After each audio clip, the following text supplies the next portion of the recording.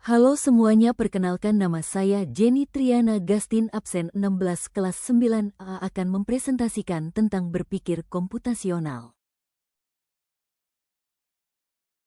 Berpikir komputasional adalah proses berpikir untuk memecahkan masalah secara sistematis dan logis yang dapat diterapkan oleh manusia maupun komputer.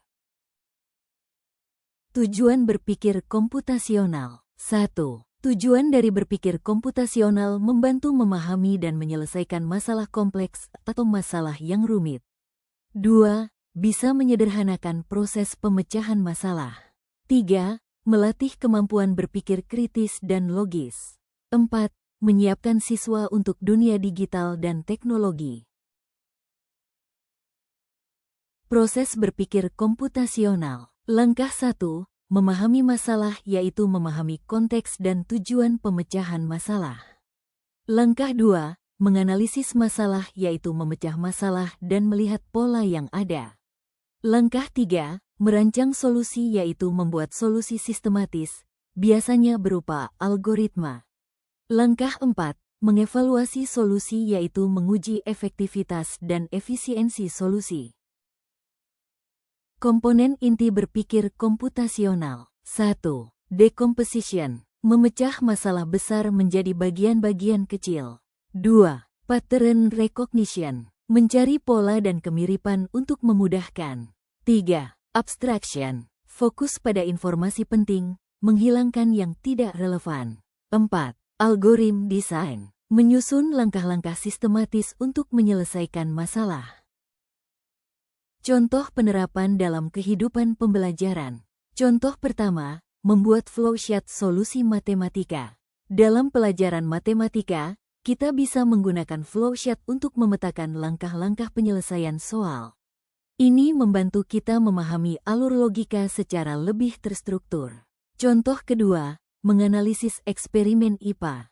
Dalam eksperimen IPA, berpikir komputasional membantu kita mengamati pola, membuat prediksi, dan menarik kesimpulan dari hasil percobaan. Contoh ketiga, merancang cerita interaktif dalam pelajaran bahasa. Dalam pelajaran bahasa, kita bisa merancang cerita interaktif. Ini melatih kita untuk berpikir logis dan kreatif sekaligus, misalnya dengan membuat alur cerita bercabang. Manfaat berpikir komputasional. Berpikir komputasional membawa banyak manfaat, baik dalam dunia pendidikan maupun kehidupan nyata. 1.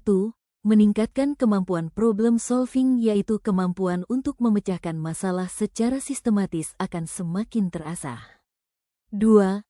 Melatih konsentrasi dan pemikiran logis, yaitu kita dilatih untuk fokus dan berpikir secara logis dalam setiap langkah penyelesaian. 3. Mempersiapkan untuk pekerjaan masa depan, yaitu berpikir komputasional menjadi bekal penting dalam menghadapi dunia kerja yang semakin berbasis teknologi. 4.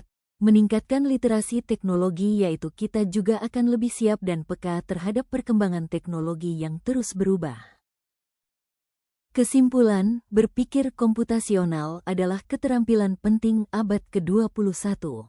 Tidak terbatas hanya untuk programmer atau ahli IT, dapat diterapkan dalam kehidupan sehari-hari. Meningkatkan cara kita berpikir dan menyelesaikan masalah.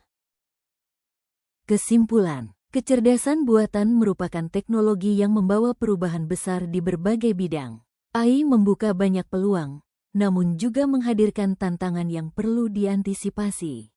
Dengan pemahaman dan penggunaan yang bijak, kita dapat memaksimalkan manfaat AI untuk kemajuan bersama. Sekian, terima kasih. Wassalamualaikum warahmatullahi wabarakatuh.